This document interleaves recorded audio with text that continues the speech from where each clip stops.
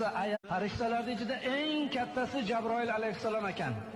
Boshi 7 qat osmonni tepasida, oyog'i 7 qat yerning tagida. O'shanda zot 300 ta qanoti bor ekan. Qanotini yopsa yer yuziga qopqa qo'yib qolar ekan.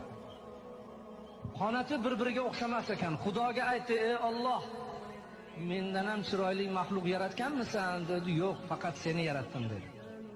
O'sha Jabroil alayhissalom shuni shukronasiga 2 rakat namoz o'qidi. Birinchi rakatida o'ng oyog'ini qo'yib, chap oyog'ini ko'tarib 20 ming yil turdi deydi.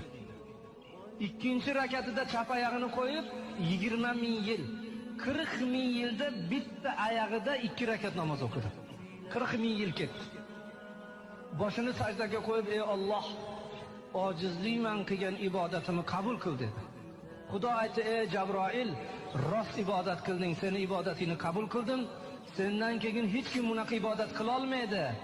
Magaram oxirgi zamonda Habibim Muhammad alayhisalomning ummatlari keladi.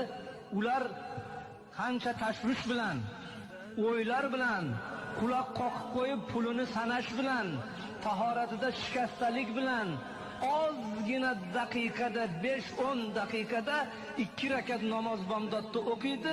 Seni 40 ming yil o'qigan